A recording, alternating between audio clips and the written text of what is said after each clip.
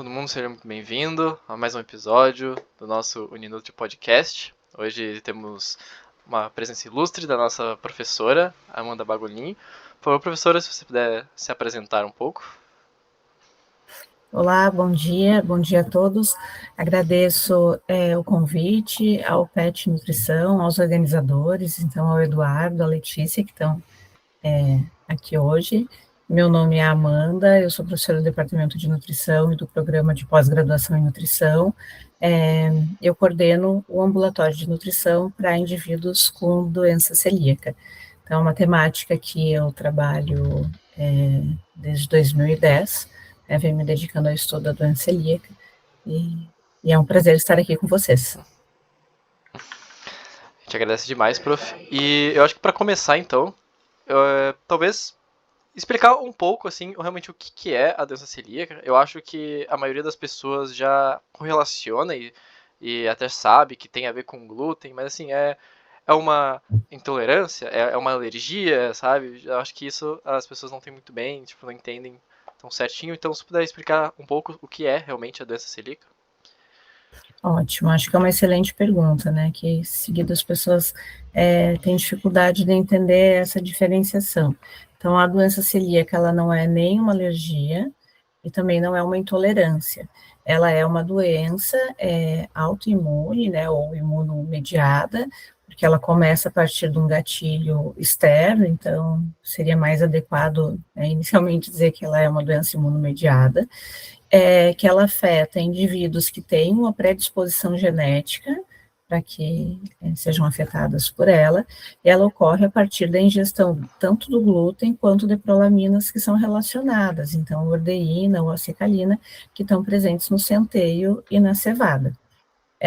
Essa doença celíaca, então, além desse caráter imunológico, ela vem relacionada a uma alteração da permeabilidade intestinal. Então, quando a nossa mucosa do intestino, né, falando de uma forma mais simples, ela tem uma estrutura que é íntegra, né, em pessoas que são saudáveis ou que não têm essa doença. E em pessoas que têm doença celíaca, existe uma alteração dessa permeabilidade que permite que o glúten, com essas prolaminas do glúten, quando ingeridas, elas penetrem no interior desse epitélio, né, então eles vão para a lâmina própria, uma estrutura que tem onde acontecem os processos imunológicos, e lá se desencadeia uma resposta inflamatória que é sistêmica. Então, a doença celíaca, ela é uma doença que ela não afeta apenas o intestino, ela tem o potencial, né, de afetar diversos órgãos do nosso corpo.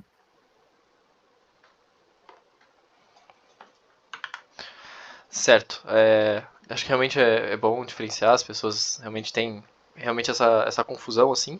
E talvez, até para começar um pouco, assim, quais seriam os sintomas, assim, a pessoa que tá em casa, que acha que, tipo, às vezes a pessoa come pão e acha que tá mal, assim, né, que inchou, que inflamou, né, falando bem coloquialmente que as pessoas falam, assim, né, então, o que que sintomas uma pessoa em casa poderia sentir que talvez pudesse investigar seja uma doença celíaca ou alguma questão intestinal, assim? Eu acho que é uma pergunta também muito pertinente, porque a doença celíaca, ela é muito subdiagnosticada. Tem estimativas da Federação Nacional das Acélbras, que são as associações de celíacos, que cerca de 80% das pessoas que têm doença celíaca não saibam que são celíacos, né? Isso porque existe, quando se fala de sintoma, seria como um iceberg, né? O iceberg, a maior parte da estrutura desse iceberg, ele não é visto, só fica a pontinha para fora. E normalmente o que fica, a pontinha que fica para fora, pensando em sintomas, são aqueles sintomas que são considerados clássicos na doença celíaca, que vão ser a diarreia, aquelas pessoas que têm vômito, que têm perda de peso, né, que têm distensão abdominal associado a essa diarreia. Então, normalmente essas pessoas que têm os sintomas bem gastrointestinais clássicos são as que conseguem chegar num diagnóstico de uma forma mais fácil. Agora, como eu disse antes, né, que a doença celíaca ela é uma doença sistêmica, não são só esses os sintomas. Então, a diarreia, a doença celíaca também pode cursar com constipação, por exemplo. Então, tem pessoas que têm doença celíaca e o principal sintoma é a constipação. Então, a constipação, essa dificuldade, né, de ir no banheiro, as fezes endurecidas, aquela pessoa que também tem bastante distensão abdominal, mas não tem diarreia, mas que come e sente dor, muita dor abdominal, sente cólica, e além daí desses sintomas que são gastrointestinais, a gente tem todo um outro grupo de sintomas. Então, que as pessoas que têm uma anemia que não tem uma causa exata e que não consegue identificar por que tem essa anemia, pessoas que têm alteração de outros micronutrientes, dificuldade de absorção desses outros micronutrientes, é uma pessoa que está sempre com deficiência de vitamina B12, deficiência de zinco, deficiência de vitaminas do complexo B, outros sintomas de pele, então pessoas que têm dermatite hipertiforme, que tem essa outra condição, né, que é um tipo de dermatite ligada ao glúten, pessoas que têm osteopenia, osteoporose, crianças que têm dificuldade de crescimento, um atraso de crescimento também pode estar relacionado à doença celíaca, as fraturas, né, recorrentes. Hoje, a fisioterapia também vem com uma linha muito grande de pesquisas em doença celíaca, porque já se sabe que a doença celíaca ela afeta também questões como equilíbrio, então tem muitos outros sintomas associados, alteração da enzima hepática, né, pessoas que têm problemas de fígado, e normalmente essas situações elas não são ligadas, associadas imediatamente à doença celíaca, mas podem ser sintomas também da doença. Nossa, eu acho que, além de ter vários sintomas, assim, o mais assustador eu acho que foi o 80%, né? Que, de fato, é um número gigantesco, assim. Eu mesmo, né, descobri, acho que há menos de 2 meses, uns 2 meses, né, que eu sou celíaco, parti da urologia procurando respostas e caí achando que tinha intestino irritável e daí, enfim, fomos fazendo exames até descobrir, né? Então, às vezes, assim, eu nunca teria, né? Mas dificilmente eu teria ido direto para isso, né? Não sei até, por exemplo, eu sentia sintomas de intolerância à lactose, assim. Eu achava que eu era intolerante à lactose por muito tempo, e tomando lactase e tudo. Então, tipo, no final das contas, fiz um teste de lactose e eu não era intolerante. Então, é o tipo de coisa que é muito confundidor, né? Às vezes a gente vai no Nutri e pergunta, tá, mas você tem diagnóstico? E a pessoa fala, não, mas eu sei o que eu sinto. Eu sei que eu sou intolerante à lactose. Eu sei que quando eu como pão, sei lá, me faz mal, assim, mas às vezes precisa de um exame realmente, né? Algo confirmatório, porque pode ser. Existem confundidores, né, na doença. E eu acho que, assim, nessa tua fala, eu queria puxar duas coisas que me chamam muito a atenção, né? A primeira é que parabenizar o PET, né, pela escolha do tema justamente agora em maio, que o maio é o mês da conscientização sobre a doença celíaca, porque vocês acabam prestando um serviço de utilidade pública, né, em fazer esse podcast sobre esse assunto, para contribuir para a maior divulgação sobre a doença e melhorar essas taxas de diagnóstico, porque a doença celíaca, quando não tratada, ela pode ter muitas complicações, inclusive desenvolvimento de cânceres gástricos, cânceres hepáticos, alguns tipos de linfoma, sem contar os prejuízos na qualidade de vida. Então, esse subdiagnóstico, ele vem em parte do desconhecimento, inclusive das classes dos profissionais da saúde, que não tem uma atualização constante em relação à doença celíaca e pensam muitas vezes que a doença celíaca ela é apenas uma doença de crianças, porque antigamente se acreditava que a doença celíaca ela afetava somente crianças, e hoje a gente tem uma alta prevalência de diagnósticos também na vida adulta, e muitas vezes os pacientes adultos daí eles ficam subdiagnosticados porque não se pensa nessa hipótese, e também a questão de pensar que doença celíaca é só diarreia, e não é, né, tu acabou de falar assim, que não tinha diarreia, então, acho que esse ponto, assim, de fazer divulgação para que as pessoas entendam, né, que o diagnóstico, o espectro da doença celíaca, ele é amplo, então investigar mesmo, essa doença, ela é fundamental. E a outra coisa que da tua fala que me chama muita atenção, que eu acho que vale a pena também, é de pensar, focando aqui, que é um podcast da nutrição, né? A importância do nutricionista é encaminhar os seus pacientes, quando chegam com essas queixas, para o gastroenterologista, para que faça um diagnóstico, para que investigue os sintomas, e não fique tratando tudo sem identificar qual é a causa. Eu acho que isso é uma coisa fundamental na nossa profissão. A nossa profissão, ela tem uma aplicação maravilhosa, a gente consegue muito, com a nutrição, melhorar a qualidade de vida, contribuir para a saúde, para a prevenção das doenças, mas é preciso que a gente tenha muita responsabilidade nesses processos de investigação e fechar o diagnóstico. O nutricionista, ele não pode fechar um diagnóstico de doença celíaca. Então, quando existe essa suspeita, quando existem essas queixas e o cliente vai até o nutricionista, é necessário que se encaminhe para um gastroenterologista para que faça uma investigação diagnóstica e não trate somente o sintoma, né, porque senão, se eu não tenho diagnóstico, eu não consigo fazer um tratamento adequado. Então, é fundamental, né, essa preocupação em identificar o diagnóstico e não ficar só tratando o sintoma, como falou assim, eu tratava intolerância à lactose, mas nem tinha intolerância à lactose, mas os sintomas eram de distensão abdominal. Então, acho que isso é fundamental.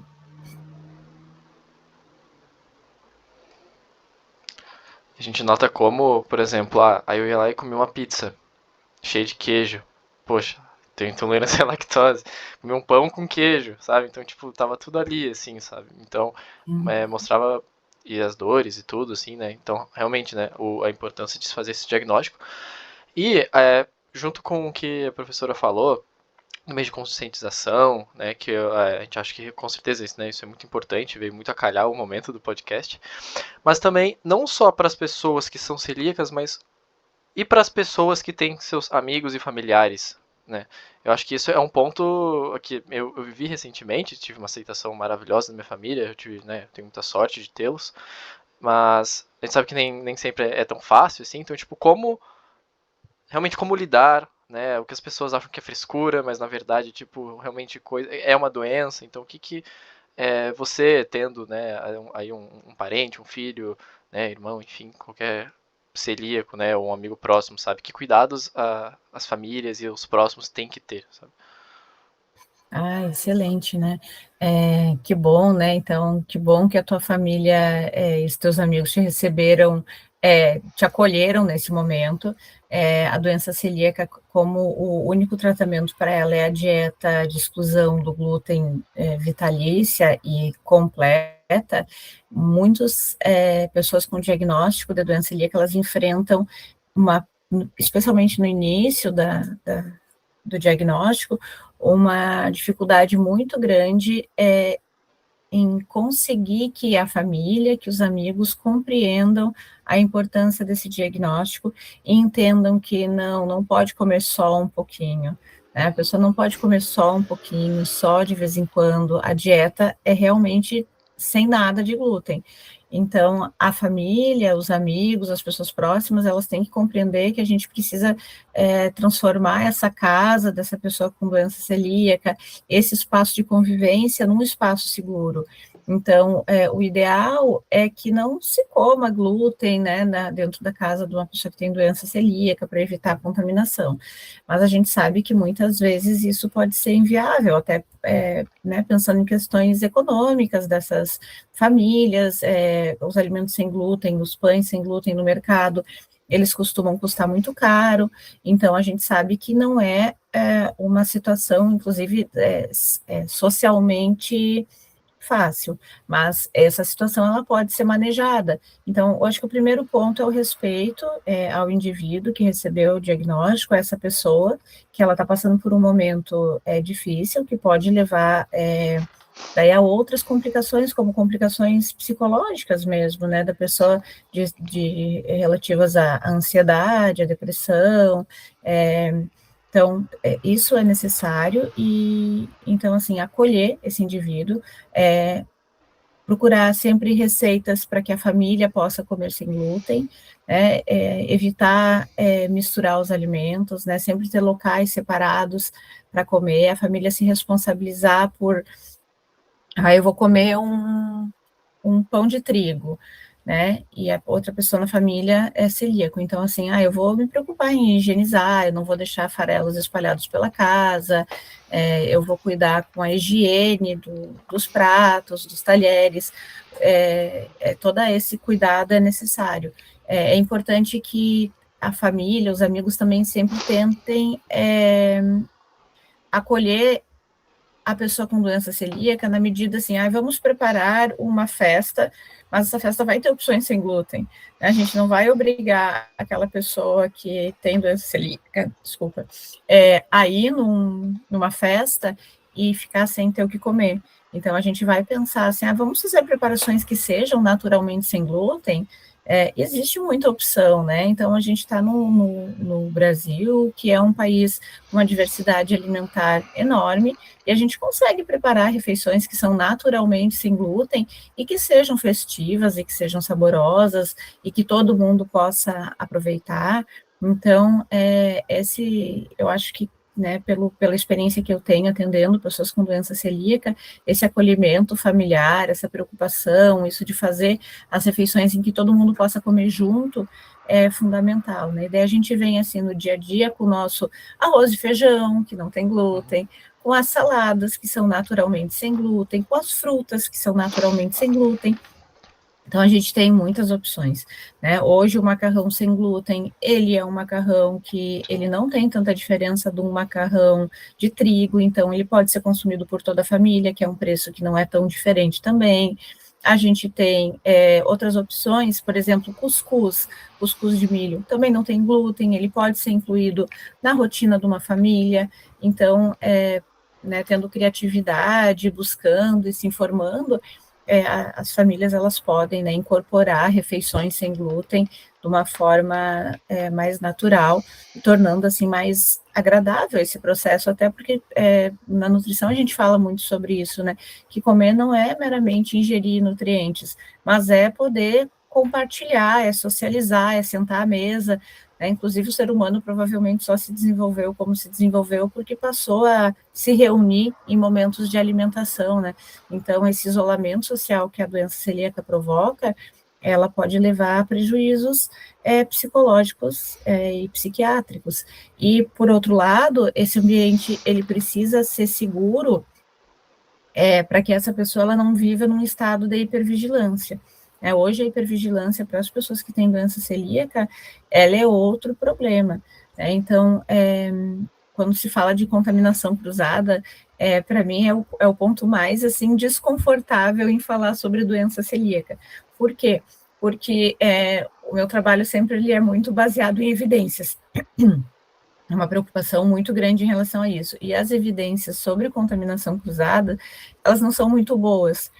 Quando se fala sobre contaminação, muitas vezes são orientações que vêm de profissionais de saúde, ou que vêm das associações, ou dos próprios celíacos, né, nos testes individuais, mas a ciência mesmo para ver o que contamina, o que não contamina, a gente tem uma certa limitação. Mas o que a gente sabe é que quando se entra num local, né, num local pessoal de muitas limitações, isso pode ter outras complicações, como pânico, né, pessoas que desenvolvem pânico, que desenvolvem toque, então transtornos psiquiátricos graves em função do medo de se contaminar. Então, a gente tem que cuidar, assim, nas orientações nutricionais, especialmente, desse bom senso, né? Então, hoje não tem mais orientações, assim, que a família precise trocar toda a cozinha, né? Antigamente se falava sobre isso, tem pessoas que trocavam toda a louça de casa, e não é necessário, é só fazer uma boa higienização, né? Lavar com sabão, com água, lavar essa louça e tudo bem. Hoje os estudos mostram que também não existe uma necessidade de separar toda a louça em casa, né? Então, dá para ter as coisas separadas, separar os alimentos, fazer uma boa higienização, mas a gente tem que cuidar com os exageros quando se fala sobre contaminação por glúten, porque senão a gente vai para outro lado, né, que daí não é a doença celíaca, mas são outras doenças psiquiátricas associadas à doença celíaca. Prof, achei muito pertinente a tua fala, porque realmente, né, a gente que convive com o Edu percebe que é uma mudança completa no estilo de vida, nas adaptações. Então, lá no PET a gente tem que tomar cuidado para não deixar farelo de pão. Então, é algo que quem está em volta tem que perceber também, né? E tu comentou um pouquinho sobre a contaminação cruzada. Tu poderia explicar para a gente um pouco melhor sobre o que é, como que isso acontece, se as pessoas que têm doença celíaca só cortam o trigo mais comum que a gente encontra nos pães, nos bolos, ou tem outros alimentos que a gente tem que se atentar também? Tu poderia explicar um pouquinho? Claro. A contaminação cruzada, ela acontece quando alimentos que não têm glúten, eles entram em contato com o glúten. Então, por exemplo, a pessoa está comendo uma tapioca. A tapioca não tem glúten, mas ela foi feita numa frigideira que não foi higienizada e que antes tinha sido utilizado para fazer alguma coisa com trigo, por exemplo. Então, aí a gente tem o processo de contaminação cruzada. Ou então, a pessoa comprou um pão sem glúten, mas comprou em uma padaria que também produz pães com glúten, e esse pão entrou em contato com a farinha de trigo. Então, ele tem um processo de contaminação cruzada. Então, a contaminação cruzada é isso, é um produto sem glúten, um alimento sem glúten, quando ele entra em contato com o glúten de outras fontes. Um dos casos mais clássicos, né, de contaminação cruzada, e que gera muita confusão e muita discussão, é sobre a aveia.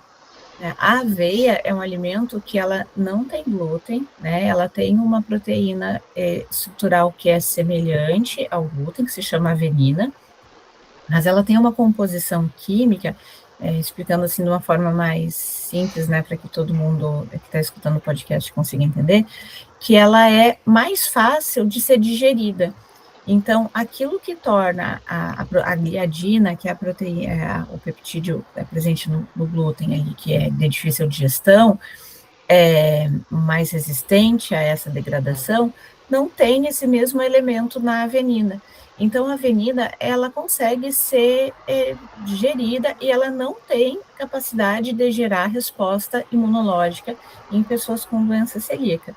Inclusive, isso da aveia, eu quero reforçar muito aqui, porque é um tema sempre muito polêmico entre as pessoas que têm doença celíaca, porque existe muito medo do consumo da aveia, mas acabou de sair 2 guidelines novos, parte 1, parte 2, na Sociedade Europeia, e eles reforçam, né, que a aveia, ela pode, desde que não seja contaminada, ela pode ser consumida por celíacos, porque existe um medo muito grande, né, desse consumo da aveia, mas ela não, a aveia, quando tem uma revisão de escopo muito interessante, que ela mostra que a aveia, ela é o principal tema de estudo em alimentos sem glúten, é a aveia, porque existe muito medo da aveia. Mas se essa aveia ela não for contaminada, ela for certificada ali como sem glúten, e nesse sentido a gente sempre recomenda que o consumo de aveia seja feito a partir de marcas confiáveis, né, marcas grandes, e não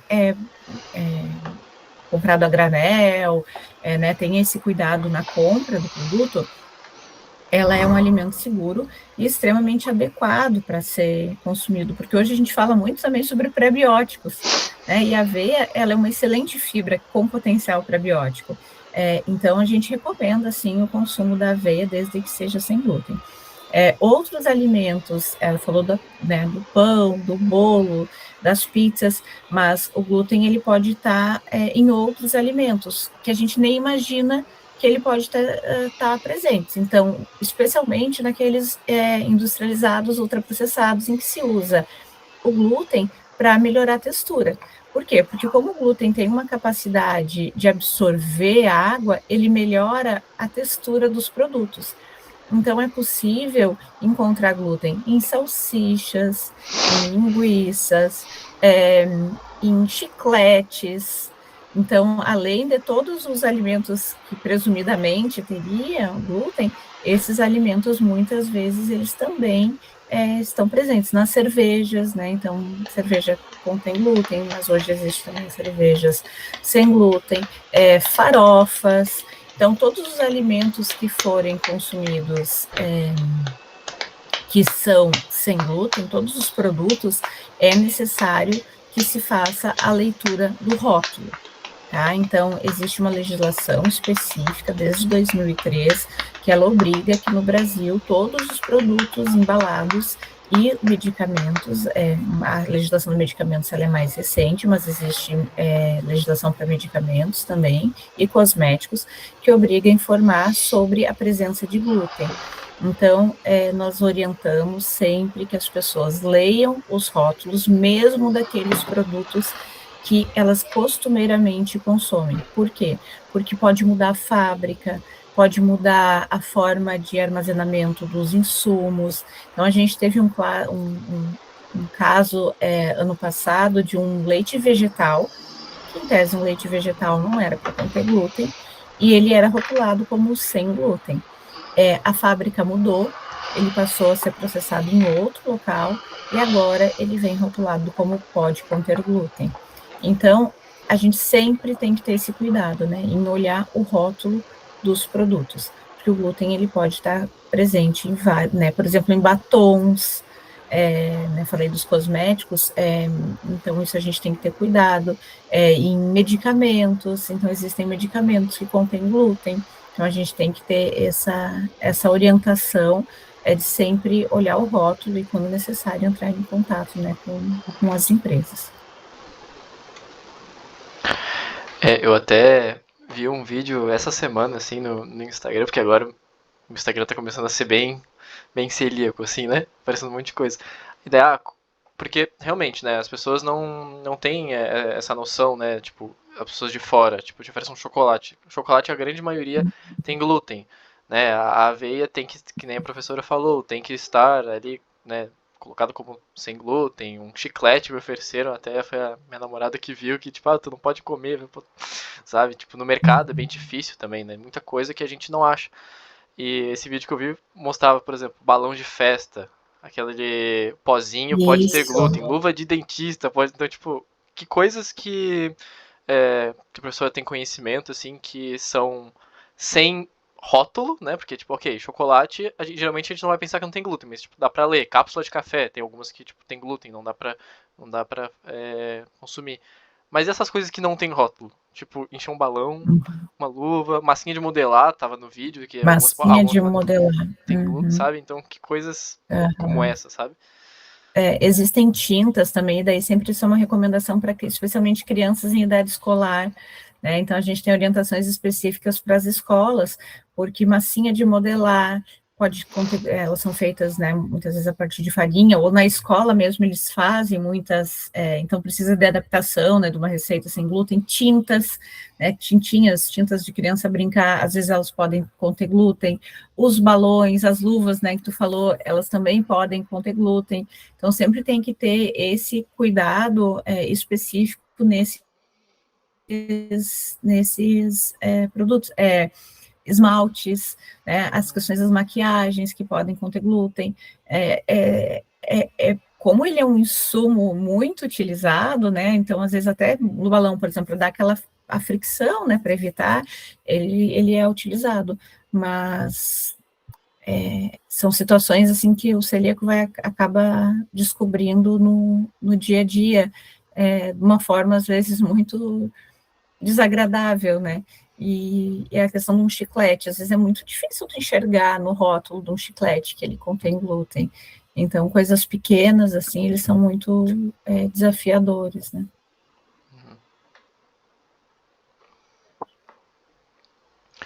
Até a gente recebeu ontem no pet um bombonzinho desse tamanho assim, da Cacau Show. Aí todo mundo lá, e eu lendo, tentando ler as minúsculas, até descobrir que sim, tinha glúten, porque dependendo da marca tem ou não, né? Uhum. Às vezes tem que andar com uma lupa, né, para conseguir enxergar o que tem de glúten no alimento, porque às vezes é muito pequeno, é impossível ler. Pois é, e é importante, né, a gente ter essa noção, por exemplo, uma que eu não sabia, né, a professora falou maquiagem, por exemplo, né, se a minha namorada coloca uma maquiagem e eu vou dar um beijo na bochecha nela, eu posso estar sendo contaminado se a maquiagem tiver glúten, né, seria mais ou menos, seria isso, sim. Mas, assim, então, sobre isso eu acho que é importante, foi uma boa pergunta.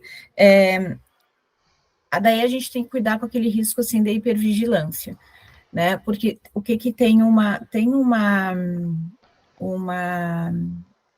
diretriz que ele fala que as maquiagens, elas seriam seguras para as pessoas mesmo com doença celíaca, porque a quantidade de glúten que teria, ela seria insuficiente para levar a uma resposta imunológica. Hoje, a gente não tem, só existe um ensaio clínico sobre isso, sobre a quantidade, então a gente ainda está carente de respostas, mas, em tese, a maior parte dos celíacos conseguem tolerar bem quantidades em torno de 10 ppm, ou seja, 10 partículas por milhão não levariam à contaminação cruzada. E daí a gente entra nessa questão da hipervigilância. A maquiagem, eles recomendam o cuidado especial para aquelas pessoas que têm dermatite hipertiforme. A dermatite hipertiforme, ela é um tipo de dermatite, ou seja, ela é uma doença da pele, que tem essa característica, né, como se fosse herpes, e nessas pessoas, o uso de cosméticos, maquiagens ou hidratantes que contêm glúten, como existe uma lesão na pele, ele poderia piorar essa lesão e piorar os sintomas, né, da doença. Para as demais pessoas que são celíacas, a sociedade, agora eu não lembro se é a sociedade europeia, eu tenho que olhar aqui, mas acho que é da sociedade europeia, ela recomenda que não existe um problema, tá? E daí isso, por exemplo, da maquiagem na bochecha da tua namorada, ela seria tão pequena, né, pensa assim, a quantidade que se espalha, que ela não teria capacidade de desenvolver a resposta imune em ti. Inclusive, tem um estudo preliminar, que foi um estudo pequeno, mas foi publicado num congresso de doença celíaca no ano passado, que foi feito por uma pesquisadora de renome na área, que ela investigou a questão do consumo de cerveja por parceiros de pessoas que têm doença celíaca. Por quê? Porque muito tempo se fala, né, porque a pessoa tem doença celíaca, então eu não posso dar um beijo em alguém que consumiu álcool, por exemplo, que consumiu cerveja, porque eu posso me contaminar. Nesse estudo, eles fizeram, desculpa, eu falei cerveja, deixa eu começar de novo. Tem um estudo bem importante de uma pesquisadora com renome na área de doença celíaca, que ano passado foi publicado num congresso de doença celíaca, que ela investigou o consumo, o risco de contaminação entre parceiros, uma pessoa que celíaca e a outra não, que um comia macarrão. Então, porque tinha assim, se fala isso para cerveja, muitas vezes, mas também se fala do resto, né, da alimentação. Então, esse estudo, ele foi um estudo pequeno, um estudo preliminar, mas ele foi da seguinte forma: as pessoas que não tinham doença celíaca, os parceiros, eles consumiam um prato de macarrão. E depois eles davam um beijo de 1 minuto, ou seja, um beijo longo, no seu parceiro que tinha doença celíaca. Eles avaliaram tanto a saliva, quanto depois as fezes e os exames, e identificaram que, mesmo após o parceiro consumir um prato de macarrão, o parceiro com doença celíaca não se contaminou, e não foi capaz de desenvolver essa resposta imunológica. E eles colocam também que a quantidade ainda de glúten na saliva, ele foi ainda menor quando, depois de consumir esse macarrão, a pessoa tomou um copo de água. Então, a gente precisa ter esse cuidado, porque senão a gente entra no processo de hipervigilância e as pessoas, elas acabam afetando, inclusive, seus relacionamentos sociais, né, seus relacionamentos pessoais.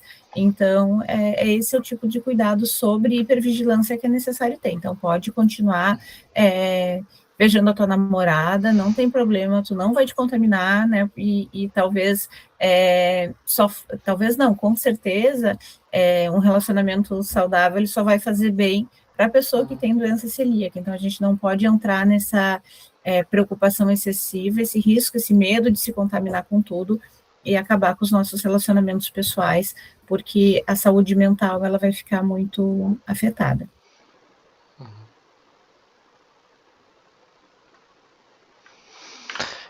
Que bom, porque realmente estávamos no processo de escovar os dentes antes, assim, né? Depois de consumir qualquer coisa e tal.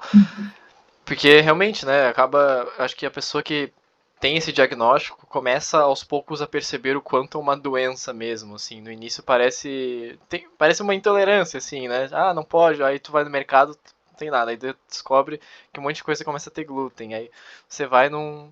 Olha, realmente as pessoas têm bastante desconhecimento, assim. O meu avô, assim, ele parece que eu peguei uma doença terminal, assim, ele fala pro meu pai assim, nossa, como é que isso foi acontecer com o meu neto, assim, tipo, e ele é um querido, assim, comprou um monte de coisa, assim, toda hora ele aparece aqui com uns pães e tal, e, enfim, né, aí, só que uma coisa sobre glúten, assim, no geral, é uma pergunta, mas é mais um deixar claro. Uma vez eu fui em uma festa, assim, e daí a gente tava conversando, e daí um falou, quando a gente descobre que a gente estuda nutrição, a galera fica cheia de perguntas, assim, né? E aí, de cerveja e tal, daí eu falei, pra quem é celíaco, né, cerveja faz mal, assim, e uma mulher chegou e falou, não, glúten faz mal, mesmo assim, inflama, e falou, vai estudar Nutri, pra mim, assim. E eu, obviamente, não quis comprar eu falei, tá bom, né? Mas, então, se a professora, doutora, líder aí na cabeça do ambulatório doença celíaca, glúten faz mal para quem não é celíaco, professor?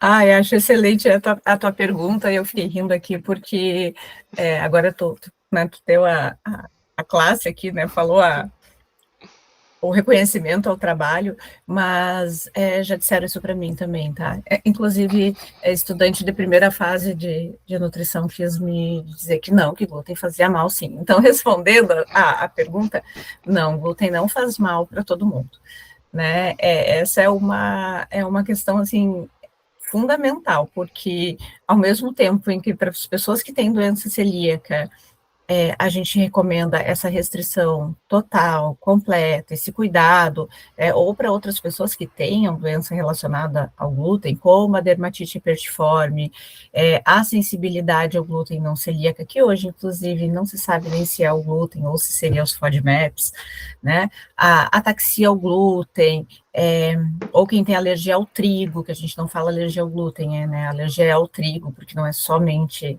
ao glúten, são outros componentes também. Para essas pessoas, sim, faz mal. Agora, para as pessoas que não têm essas condições, o glúten não faz mal, o glúten não inflama, assim como a lactose não inflama. A gente tem um modismo muito grande em relação à questão do glúten inflama. Eu entendo como um desserviço para as pessoas com doença celíaca, porque muitas vezes as pessoas que têm doença celíaca, elas acabam sendo desacreditadas quando elas falam que elas não podem comer glúten, porque pensam que é modinha, né? Então, assim, falta um pouco ele impacta, assim, na seriedade da doença celíaca. Mas não, a gente não tem nenhum estudo, absolutamente nenhum estudo que comprove que glúten, um estudo bem delineado, né, gente, obviamente, que estudo a gente tem para tudo, mas não tem um estudo bem conduzido, bem delineado, que mostre que glúten faz mal para a população geral. Inclusive, a gente tem aspectos relacionados ao consumo de glúten, que eles teriam um potencial de melhorar a microbiota intestinal, porque eles têm frutanas, né, que são parte dos FODMAPs, e que eles contribuem para a microbiota intestinal. Mas o que acontece quando as pessoas falam, mas eu tirei o glúten e eu melhorei, eu emagreci? é que talvez o padrão alimentar daquela pessoa fosse um padrão inadequado, com um consumo muito grande de alimentos ultraprocessados, porque se a gente for observar, grande parte dos alimentos ultraprocessados contém glúten. Então, quando eu corto esses alimentos ultraprocessados e passo a comer de uma forma mais saudável, de fato eu tenho melhores na minha saúde, nos desfechos de saúde, mas não é porque o glúten estava te inflamando, é porque aqueles alimentos, eles eram ricos daí sim, em componentes que têm comprovadamente um efeito pró-inflamatório, como gordura saturada, gordura trans. Então, isso sim pode inflamar. Agora, o glúten não inflama, ele não faz mal para todo mundo, mas também a gente pode pensar num padrão de uma família que tem alguém com doença celíaca, ele também não faz falta. Né? Então, se essa dieta for bem conduzida, for diversificada, ele não vai fazer falta. Mas isso é importante, né? Porque a dieta sem glúten, por si só, ela não é mais saudável. Tá? Então, as pessoas com doença celíaca, elas precisam ter uma dieta mais saudável, rica em nutrientes, em vitaminas, em minerais, em fibras, porque são pessoas que, especialmente logo após o diagnóstico, elas têm uma dificuldade de absorção de nutrientes, então elas podem ter mais deficiências nutricionais. Então, a gente precisa de uma alimentação rica e saudável para melhorar o estado nutricional dessas pessoas. Respondi a pergunta? Ah, com certeza. Eu vou até pedir um minutinho só pra fazer uma crítica às pessoas que falam, porque tirei o glúten e melhorou, vindo de alguém que ainda sou iniciante, mas recente, né, nesse negócio celíaco. Duvido que tu tenha tirado o glúten, porque tu pode até tirar o pão, ter tirado a massa, mas tu não deixou de comer chocolate, de tomar cápsula de café, de comer aveia, de comer granola, porque se tu visse o que tudo tem glúten no mercado, cara, é muita coisa. E esse modismo, ele faz muita diferença, porque não só o que a professora comentou, dessa desacreditização, mas também como que as coisas acabam sendo sem glúten, mesmo que os celíacos não possam comer. Então, por exemplo, às vezes eu não era de procurar muitos ultraprocessados, mas às vezes é tão difícil arranjar alguma coisa no mercado quando você tá sem tempo, que começa assim. Aí eu acho que um dos maiores absurdos que eu vi era uma caixa de pizza de caixinha que tava escrito 70% menos glúten. Eu falei, mas o que eu tenho? Eu comecei a olhar da caixa, ou alguma pizzaria, ou algum lugar que. Porque comer fora é o mais difícil, realmente, né? E às vezes tem, assim, negócio sem glúten, não recomendado para celíacos. E eu até penso, pô, que bom que avisaram, né? Porque às vezes é só sem glúten porque as pessoas, né? A gente foi numa padaria, numa confeitaria. Os doces sem glúten eram os doces funcionais, sem glúten, sem lactose, não sei o que, tudo mais. Nossa, uma torta amarga pra caramba, não tinha. Bem ruim. Mas assim, às vezes a gente só quer um negócio sem glúten, da mesma forma que os veganos reclamam muito disso também. Às vezes eles só querem algo que não tenha carne, não um negócio super, hiper saudável e tal. Eu tenho uma amiga vegana que fala assim, poxa, eu quero comer batata frita, não quero que seja algo super saudável só porque eu sou vegano. Então a gente acaba sofrendo com isso também, né? Tipo. Ou aquela falsa ideia de que é saudável, porque daí, é sem isso, sem aquilo, mas daí é puro, como para ser saudável tem que ser sem açúcar, obrigatoriamente, né? Daí coloca um monte de adoçante, né, que vai ter também um monte, por exemplo, pessoas com doença celíaca às vezes cursam junto com síndrome do intestino irritável, e os FODMAPs parecem ter um papel importante na síndrome do intestino irritável, daí enchem de aditivos, de adoçantes, que vão ter um efeito gastrointestinal, ou para as pessoas com doença celíaca. Então, essa discussão de saudável, eu acho que é uma outra discussão muito boa que vocês poderiam fazer aqui, né?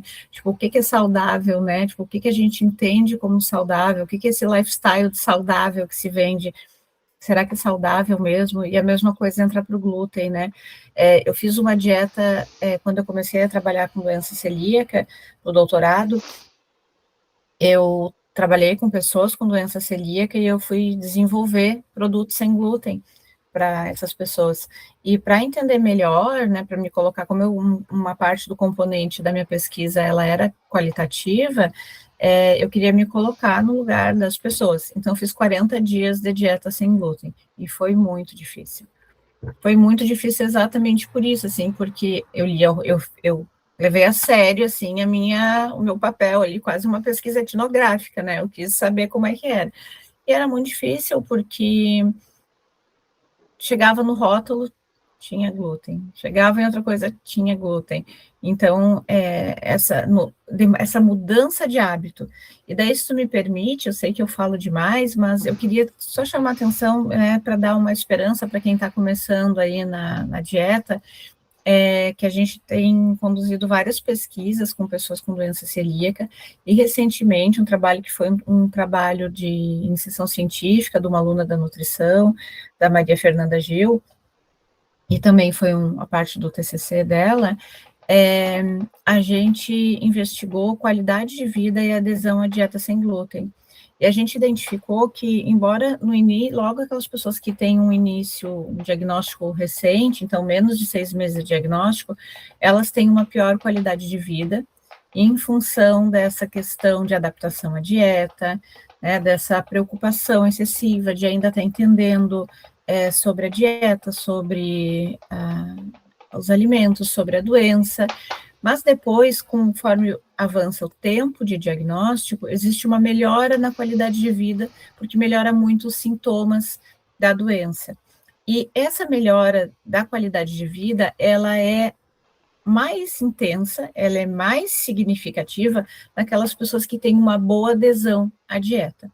Então, se você é celíaco, recém-diagnosticado, está nos escutando, né, está aí um pouco chateado com esse diagnóstico, com esse momento que está vivendo, acredite que se você tiver uma boa adesão à dieta, você vai ter uma melhora nos seus marcadores de saúde, e, consequentemente, você vai melhorar de qualidade de vida, você vai se sentir mais disposto, você vai se sentir mais feliz, né, com menos sintomas.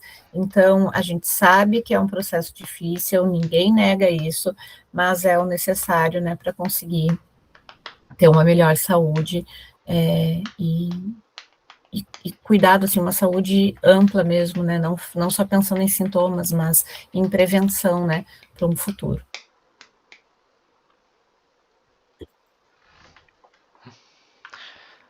Nossa, bem esperançoso isso. Porque realmente é complicado, mas também a gente vai se acostumando, né? Acho que até uma boa pergunta também para quem. Mais para as pessoas que não são. É para os dois, né? Para quem é celíaco, mas também para as pessoas do que a gente comentou lá no início, né? Pode começar um pouquinho e tal.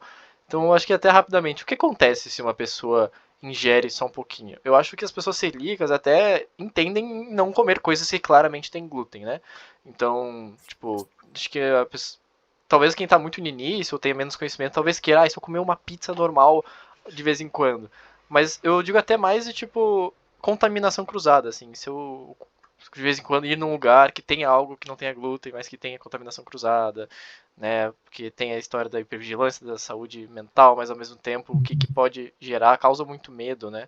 De estar ferrando com o seu intestino, chance de câncer, que a gente sabe que existe, mas, sabe, é difícil não ter essa hipervigilância, assim.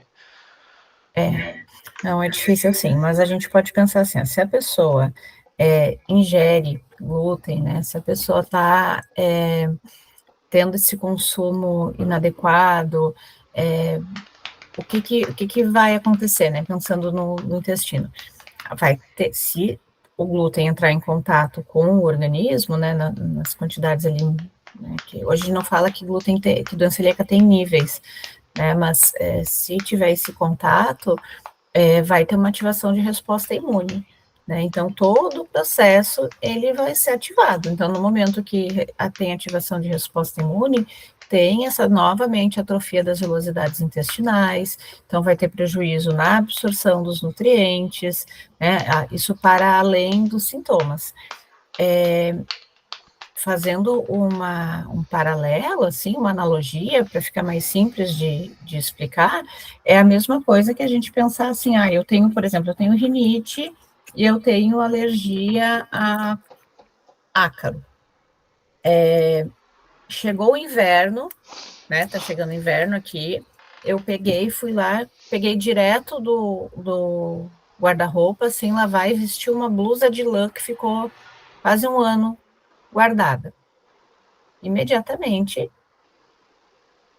por mais que eu coloque, fique 10 minutos e me dê conta que a blusa tá, sei lá, com cheiro ruim, de guardada, eu tire, já foi o tempo suficiente para desencadear aquele sintoma, aquela rinite, aquela coceira, o espirro, a né, enfim, o sintoma que a pessoa manifesta.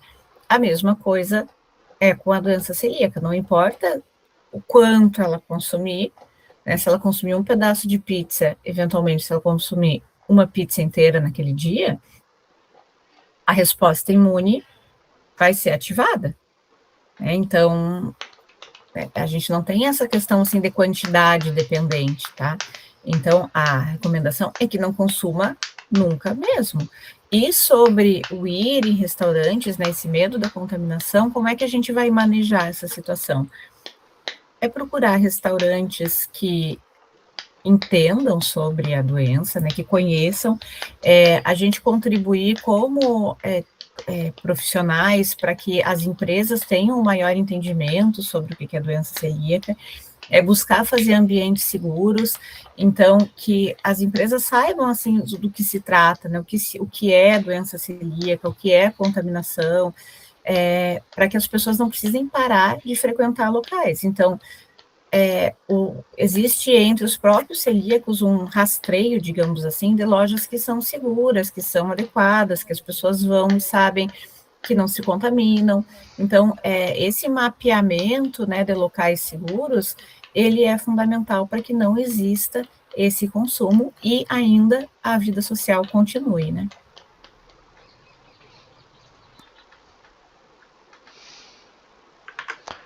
Sim, é bem importante isso, né? Tipo, essa manutenção até da saúde mental, né? Junto a isso, né? Olha, prof, eu acho que uma pergunta que eu gostaria de fazer é um pouco até sobre a esperança dos celíacos, assim. Porque, de novo, meu Instagram está ficando muito celíaco hoje em dia, né? E uma coisa que, assim, tem muitas coisas que provavelmente estão em desenvolvimento há muitos anos, assim, né? Estão tentando. E uma das coisas que acaba aparecendo é a lactase de celíaco, né? Vacina aparece também. Recentemente eu vi que pesquisadores estão tentando, porque estão tentando muita coisa há muito tempo, né? Mas alguma coisa que quebre antes de chegar no intestino, ou justamente uma vacina. Tem alguns aparelhinhos que tu coloca um pouco da comida, mas assim, ia ver se tem glúten, tipo assim, uns 500, 300 dólares, assim, nem tem aqui. O NEMA? Eu acho que é alguma coisa assim. Aí eu vi um O outro que NEMA, tava ele desenvolvido. detecta.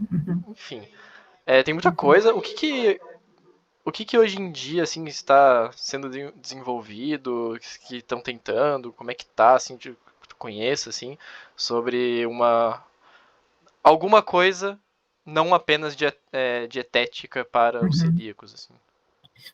Então, hoje a gente tem muitas linhas em relação a essas tentativas terapêuticas, né?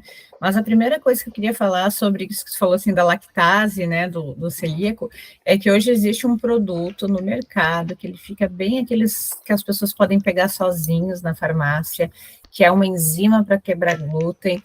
Não comprem aquilo, por favor, celíacos, isso não faz efeito. Tá? Então, existe esse produto, ele fica...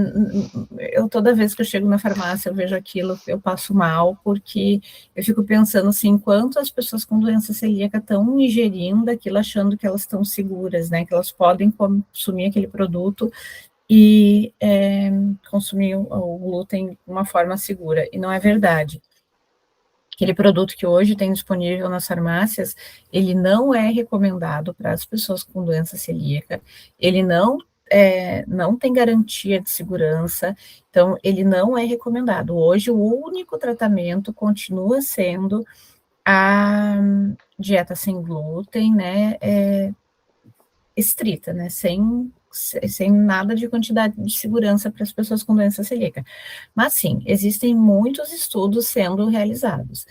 E esses estudos que estão sendo realizados com essas drogas que estão sendo em processo de desenvolvimento, elas são desenvolvidas para agir em vários pontos. Como eu comecei falando ali sobre o que é a doença celíaca, sobre quais são os mecanismos, a gente tem que pensar que a doença celíaca ela é uma doença complexa. Então, possivelmente, quando existir mesmo esses tratamentos, não vai poder ser só somente uma droga. Existem drogas que estão sendo realizadas pensando na correção da barreira intestinal, né? Então, para alterar, para melhorar a permeabilidade intestinal, porque a permeabilidade intestinal dos celíacos, ela é alterada. Então, existem linhas de pesquisa nisso, de correção de barreira intestinal. Existem as linhas de pesquisa pensando na degradação total da gliadina, mas não é esse produto que tem disponível no mercado, mas existe esse produto, né?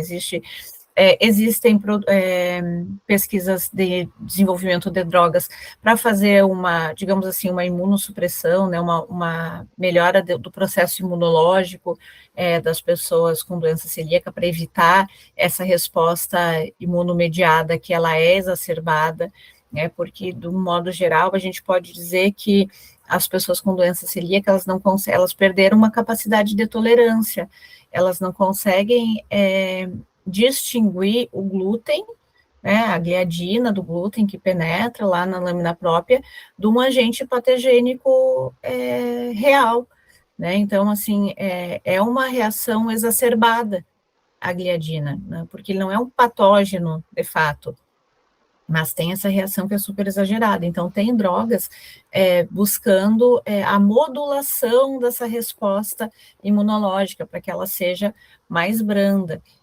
Existe, sim, uma vacina em fase 2, que ela vem sendo desenvolvida há muito tempo, mas ela está em fase 2, ela está em fase de teste, ainda não está liberada, mas ela vem sendo testada. Então, existem várias drogas, mas ainda sem muita perspectiva de quando elas vão chegar no mercado. Então, mas existem várias linhas de tratamento. Bem, bom saber. Vamos esperar e ver se chega essa vacina. Bem, pessoal, acho que é isso. Agradecer muito, né, a presença da professora. Nós realmente estamos aqui no nosso início, então realmente é um tempo, né, nós que estamos na faculdade sabemos o quão corrida é a vida dos nossos professores, então 1 hora assim que eles tirem para ficar com a gente assim já é muita coisa na agenda deles, então a gente fica bem contente, né, ainda mais no nosso início de podcast, né, ter pessoas tão grandes nas áreas, assim, nós ficamos muito contentes. Então, muito obrigado, professora, pela sua presença, pelo todo o papo, foi muito bom. Eu que sou celíaco mesmo, tirei acho que todas as minhas dúvidas. Então, imagino que o pessoal de casa tenha conseguido aproveitar bastante também. Obrigada, Eduardo, obrigada, Letícia. Só aproveitando, né, para divulgar aqui a nossa pesquisa, a gente está conduzindo, até onde é do nosso conhecimento, a primeiro estudo longitudinal no Brasil, com adultos com doença celíaca, focado, né, nesses desfechos em nutrição. Então, fica aqui meu convite para as pessoas que têm um diagnóstico recente de doença celíaca, entrem em contato conosco, né, no nutrice.ufsc@gmail.com, ou pode nos contatar ali pelo nutrice.ufsc no Instagram, para participar da pesquisa. Precisa ser aqui Florianópolis ou região, porque, né, necessariamente tem que ser presencial pela coleta dos dados, mas para saber mais também sobre doença celíaca, pode nos seguir lá no Instagram, né, no nutrice.ufsc, e a gente fica à disposição. Os atendimentos também no ambulatório, eles são feitos tanto presencial quanto online, então a gente atende pessoas de todo o Brasil. Obrigada pelo convite, foi um prazer.